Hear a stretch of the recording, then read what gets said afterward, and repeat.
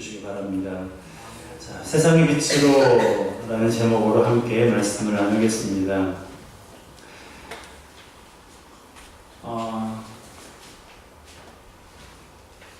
저희 아내가 종종 제가 좋아하는 비빔국수를 해줄 때가 있습니다. 참 설교 단상에서 목회자가 뭘 좋아한다는 얘기를 하는 게 참 조심스럽습니다. 그러면 여러분들은 안 그러시겠죠. 자, 부담스러워요. 여러분들에게 해달라는 말은 아닙니다. 오해하지 마세요. 꼭 이렇게 말하면 우리 목사님 비빔국수 좋아하시는구나 하고 목사님 국수 먹으러 갑시다 전화하시는 분들이 꼭 있어요. 그렇게 생각하지 마세요. 저희 아내가 해주는 국수가 제일 맛있습니다. 네. 비빔국수를 해줄 때요, 골뱅이를 넣어서 해줄 때가 있어요. 제가 골뱅이를 좋아하거든요.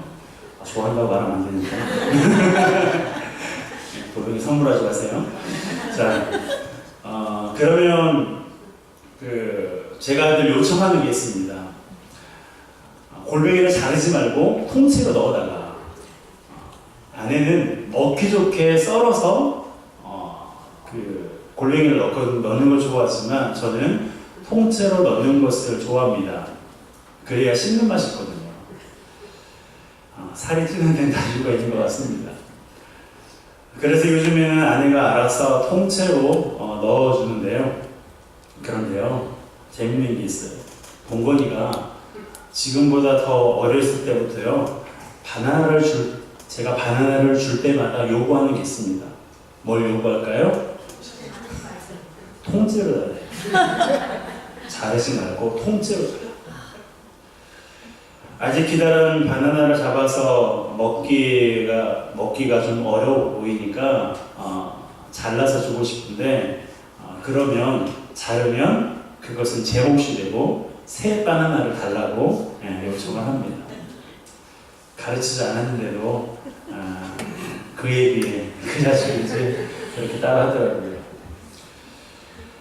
여러분, 자녀는요, 알게 모르게 부모를 닮아가기 마련입니다. 하지만 좋은 모습만 닮으면 좋겠지만 좋지 않은 모습도 닮아가기 마련인데요. 그래서인지 아들이 저를 닮은 모습을 보면 재밌기도 하지만 동시에 부모로서 책임감을 느끼게 됩니다. 그래서 부모가 되어야 철이 든다라고 어르신들이 말하는 것 같습니다. 그런데요, 육신의 부모도 사람입니다. 그래서 완벽하지 않아요. 저희 부모님도 너무나 좋으신 분이시지만 제가 닮고 싶지 않은 부분들도 있습니다. 좋은 모습만을 자식에게 보여주고 싶지만 뜻대로 되십니까? 뜻대로 되지 않죠. 육신의 부모도 사람이기 때문에 그렇습니다. 하지만 무엇이든지 뜻대로 되게 하는 아버지가 계세요. 그 아버지가 바로 누구십니까? 하나님 아버지세요. 육신의 부모는 내 자식에게 좋은 것만을 주고 싶고 좋은 모습만을 보여주고 싶지만 그렇지 못해서 늘 마음이 어렵고 미안한 마음이 크지 않습니까? 하지만 우리 하나님 아버지는 무엇이든지 뜻대로 되게 하는 아버지이시고 그의 자녀인 저와 여러분에게 좋은 모습만을 보여주시는 정말로 멋진 아버지입니다. 아멘. 우리가 하나님의 자녀예요. 그러므로 하나님을 닮아가야 됩니다. 아멘. 그분을 닮은 성도의 삶이 어떠해야 되는가 오늘 본문을 통해서 몇 가지로 함께 살펴보기 원합니다. 첫 번째로 하나님의 자녀인 우리는요, 무엇이든지 사랑 안에서 행하며 살아가야 됩니다. 한번 따라해 볼까요? 무엇이든지 사랑 가운데 행하며 살아갑니다. 자, 그리스도인은 죄송합니다. 그리스도인은 하나님의 사랑을 받는 자녀예요. 내일 사랑이라는 말이 있죠. 하나님과 우리와의 관계에서도요, 우리가 먼저 하나님을 사랑하는 것이 아니라 하나님이 먼저 우리를 사랑하셔서 당신의 자녀로 삼아주신 것입니다. 성경에 보게 되면 하나님을 사랑해라, 온 마음 다해 뜻을 다해 목숨을 다해 하나님을 사랑하라 라고 말하는 구절이 있습니다. 그 구절을 볼 때마다 우리는 뭐가 이렇게 복잡하고 뭐가 이렇게 어렵나 라고 생각할 수 있지만, 조금만 더 깊이 생각해 보면 그 사랑을 먼저 누가 하셨어요?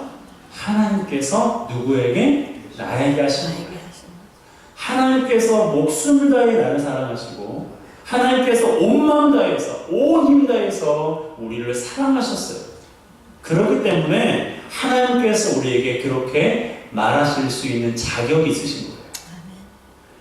때문에 하나님의 사랑으로 자녀된 우리는요, 마땅히 하나님 아버지를 닮아가는 사랑의 사람이 되어야 됩니다. 1절 말씀 함께 읽습니다. 그러므로 사랑을 받는 자녀같이 너희는 하나님을 본받는 자가 되고. 누구를 본받으라고요? 하나님을 본받으라. 우리가 하나님의 사랑을 받은 자녀가 되었으니 그 사랑을 본받으라는 거예요. 본받으라는 말은 뭐예요? 그 사랑을 흘려보내라는 것입니다. 너희가 하나님의 사랑을 받은 것처럼 그 사랑을 흘려보내라. 누군가도 그 사랑을 받도록 흘려보낼 것을 말하고 있는 것입니다. 우리가 하나님의 사랑을 받았다면, 그래서 그 사랑을 흘려보낼 때 사랑의 선순환이 일어나는 거예요.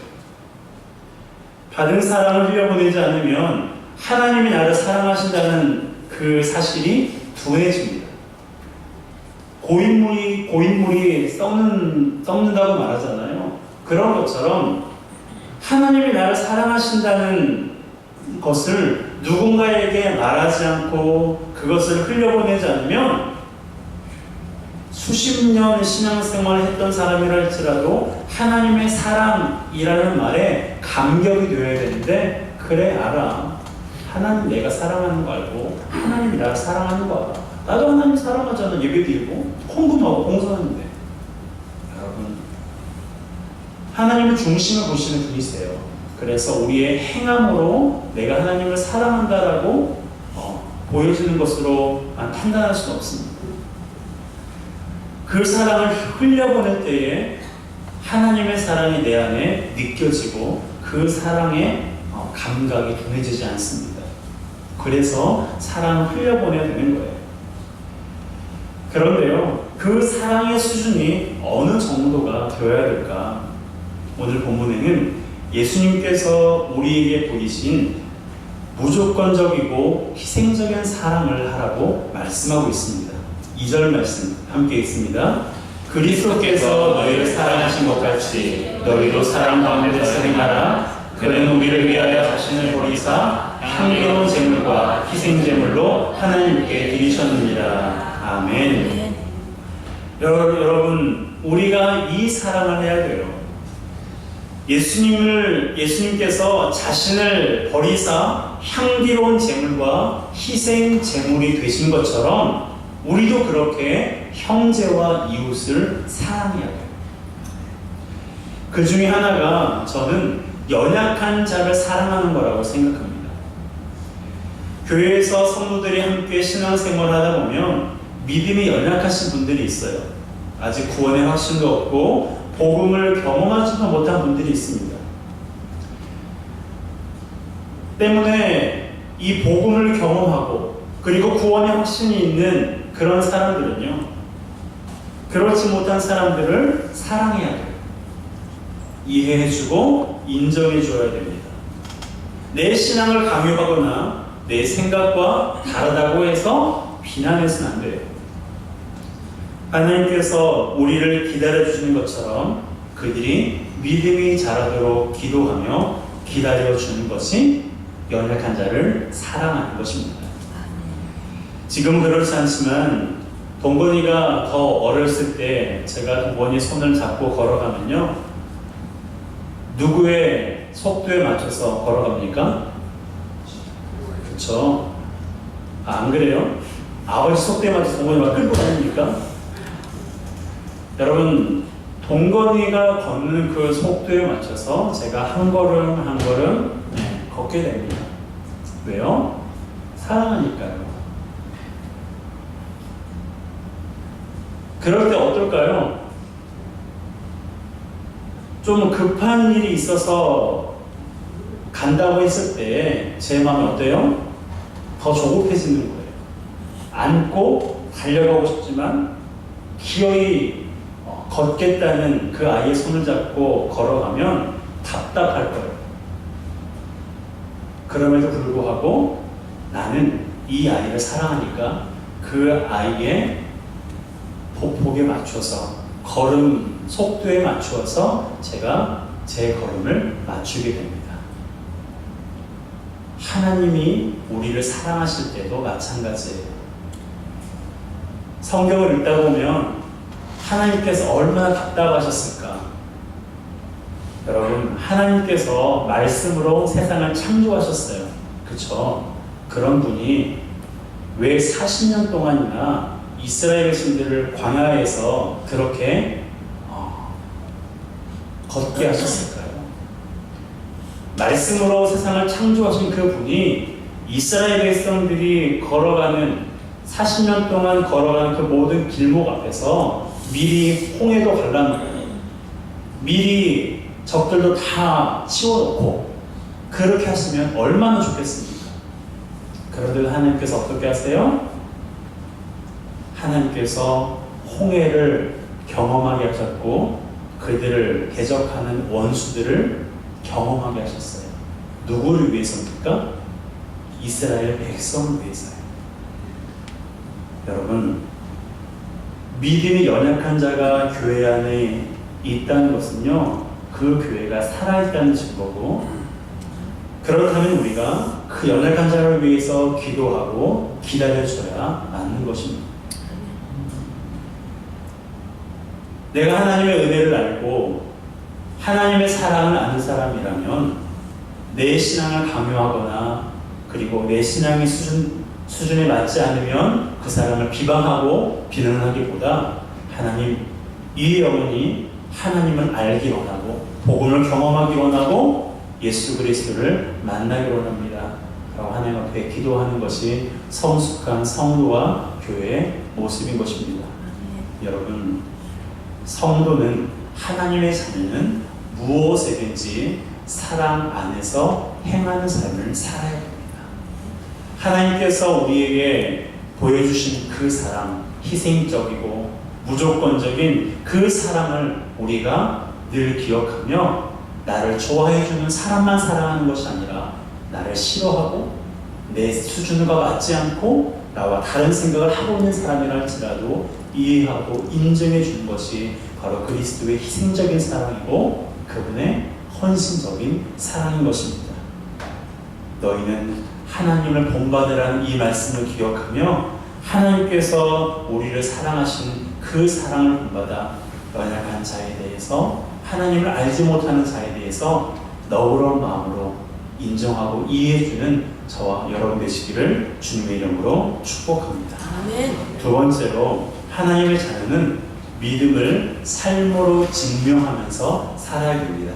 따라해볼까요? 믿음을 삶으로 증명하며 살아가야 합니다.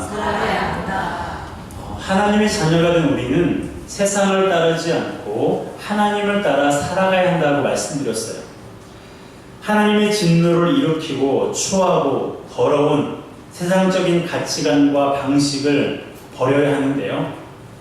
그것이 마땅한 거라고 성경은 말하고 있습니다. 우리 3절과 4절 말씀을 함께 읽습니다. 시작. 음행과 온갖 더러운 것과 탐욕은 너희 중에서 그 이름조차도 부르지 말라. 이는 성도에게 마땅한 말이라. 누추함과 어리석은 말이나 희롱의 말이 마땅치 아니하니 오히려 감사하는 말을 하라. 아멘. 자, 그렇습니다. 이러한 것들이 성도에게 어떻다고요? 마땅하지 않다고 말하고 있습니다. 음행, 온갖 더러운 것, 탐욕, 이것은요 성도에게 마땅하지 않아요. 그 이름조차도 부르지 말라고 명령합니다. 성도는 이러한 것들을 버려야 돼요. 이러한 것들이 내 안에 있다면 버려야 됩니다. 그리고 동시에 취해야 하는 것이 있어요. 그게 바로 무엇입니까? 감사와 순종이에요. 이러이러한 일들은 마땅하지 않으니 오히려 무엇을 하라고 권면하고 있어요? 감사하는 말을 하라. 감사하는 말을 하라. 여러분, 성도가 마땅히 해야 할 말은요, 뭐지? 어떤 말이라고요? 감사하는 말이에요.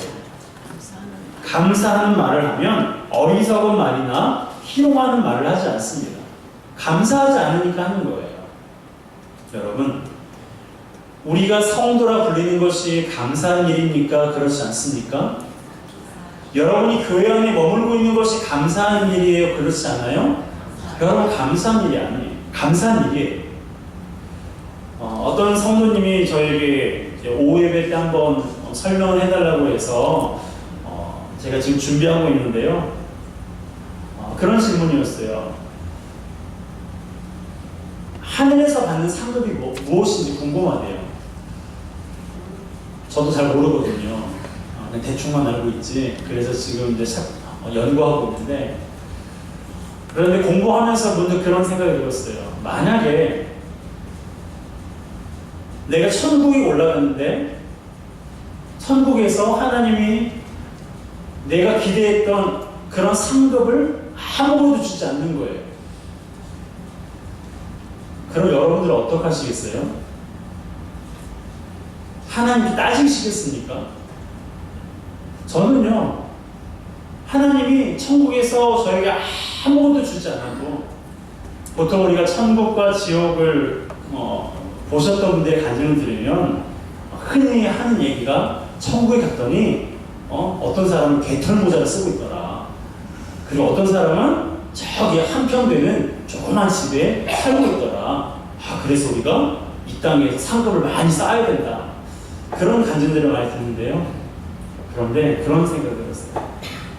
나는 천국에 가서 개털 모자를 쓰고 있어도 한평 남짓 되는 그 조그만 집에 살고 있어서 나는 그걸로 만족할 거야. 왜요? 천국에 있는 것만, 천국에 있는 그것만으로 나에게는 과분한 거예요.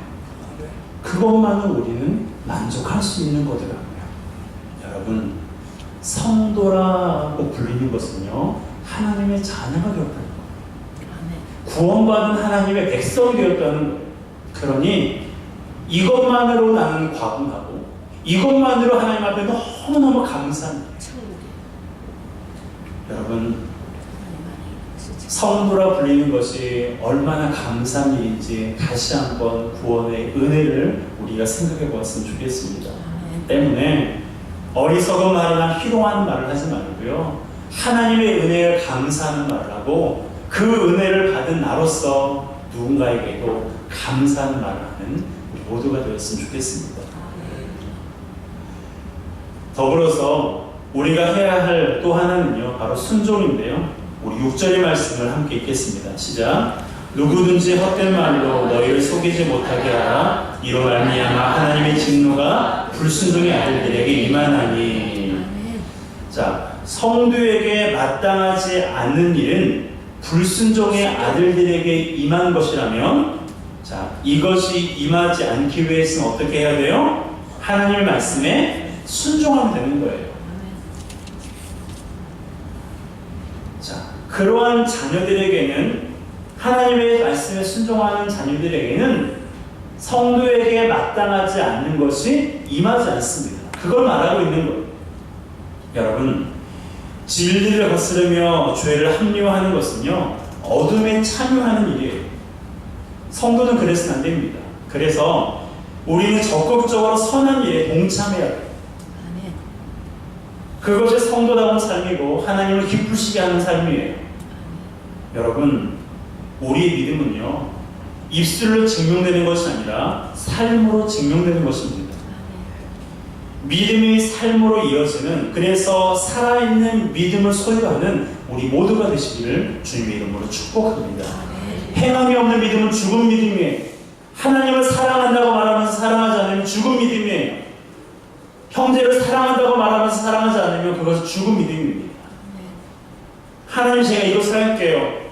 저것도 할게요. 순종할게요. 말은 거창하지만 하지 않는 사람은요, 죽은 믿음을 가지고 있는 사람이에요. 죄송하지만 믿음이 없는 사람입니다. 하나님 앞에서 자신을 돌아봐야 돼요. 여러분, 성도는 입술이 아닌 삶으로 증명하는 사람입니다.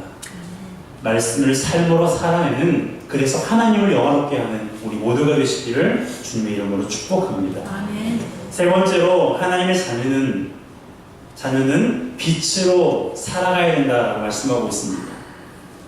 그리스도인은 어둠에 속한 자녀가 아니라 빛에 속한 자녀라고 말씀하고 있는데요. 우리 8절의 말씀을 함께 읽겠습니다. 시작. 너희가 전에는 어둠이더니 이제는 주 안에서 빛이라. 빛의 자녀들처럼 행하라. 아멘. 자, 여러분, 전에는 뭐라고요?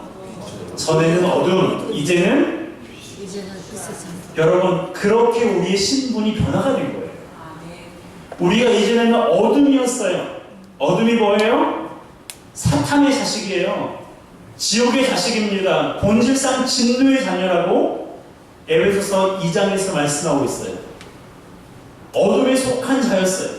그러나 이제는 어디에, 주 안에서 뭐라고요? 빛입니다. 여러분, 이전과 지금이 다르고 지금의 모습이 낫다면 어떻게 살아가야 돼요? 지금처럼 살아가야 돼요. 과거의 모습이 좋다면 과거 모습처럼 살아가면 돼요. 그런데 과거보다 지금이 좋으면 지금처럼 살아가는 게, 그것이 상식이잖아요. 전에 내가 어둠이었고 이제 주 안에서 내가 빛이라면 어떻게 사는 것이 맞습니까? 빛처럼 살아가는 게 맞습니다. 이것을 위해서는 과거의 어둠의 일을 미워해야 됩니다. 왜냐하면 빛과 어둠은 결코 공존할 수 없기 때문이죠.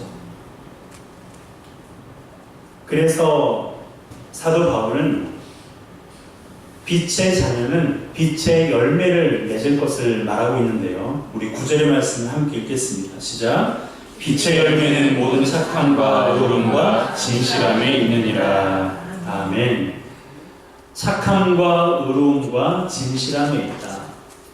하나님의 자녀가 살아가면서 맺는 그런 빛의 열매는요, 모든 것이 착함과 의로움과 진실한 거예요.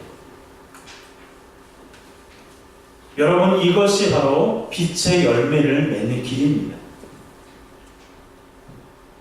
우리가 하나님을 믿는 사람이라면, 하나님의 영광의 빛이 우리 가운데 임한 그런 사람이라면 그 영광의 빛을 세상 가운데 비춰야 되는데, 그로 인하여서 맺혀지는 그 모든 열매가 바로 착함과 의로움과 거룩한 열매라는 거예요. 여러분, 우리의 말과 행동이 이 어두운 세상에 하나님의 영광을 비추는 거울이 되었으면 좋겠습니다. 우리 스스로는 빛을 낼 수 없어요. 하나님의 영광의 빛을 받아야 그 빛을 반사할 수 있는 것입니다. 그 빛을 낼 수 있는 거예요. 여러분, 그렇게 해야 하는 정말 중요한 이유가 뭘까요? 우리가 말로써, 행함으로써 빛의 열매를 맺어야 하는 정말 중요한 이유가 뭘까요? 그래야 전도할 수 있거든요. 그래야 영혼을 구원할 수 있어요. 이 시간 한 3분짜리 영상을 잠시 보도록 하겠습니다. 영상을 통하여서 하나님께서 우리 각자에게 주시는 그런 메시지가 무엇인지를 한번 생각해 보았으면 좋겠습니다.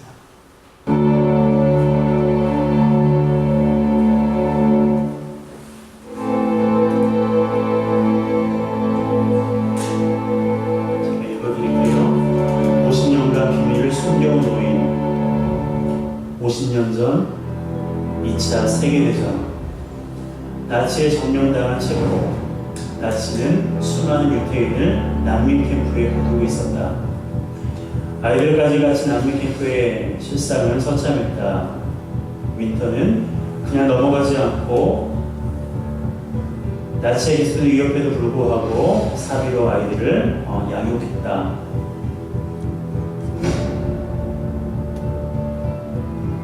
갑작스럽게 터진 2차 전쟁으로 250명의 아이들을 태운 마지막 기차가 멈추게 된다. 안타깝게도 이 아이들은 모두 행방불명되게 된다. 윈터는 이 사실에 크게 죄책감을 느껴 세상의 모습을 감추게 된다. 50년 후 윈턴의 아내 그레이트는 다락방에서 우연히 한 노트를 발견한다. 그곳에는 윈턴이 목숨을 구한 아이들의 사진과 이름이 적혀 있었다. 이 노트를 기자에게 전하기로 결심한다. 그리고 한 프로그램에 윈턴을 초청한다. 대단한 사진들이 들어있습니다. 윈턴 씨의 사진이 보이네요. 그가 구한 한 아이와 함께요. 뒤에 보면 모든 아이들의 리스트가 있습니다. This is Vera Diamond, not Vera Gissing. We did find her 지금 name. 그 노트에 사진 이름인데요. Vera Gissing. 그녀가 지금 여기에 나와 있습니다.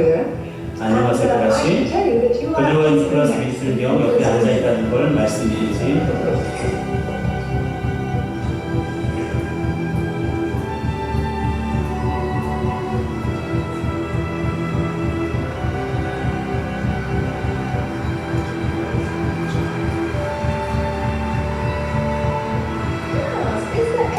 혹시 방청객 중에 니콜라스에게 설명을 구한 분이 계신다면 일어나 주시겠어요? Would you stand up, please?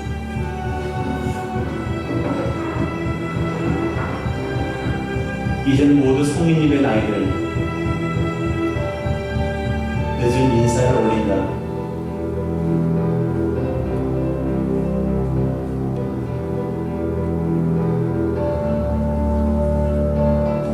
그가 구한 669명의 아이들은 가족을 이루어 6,000명이 되었다.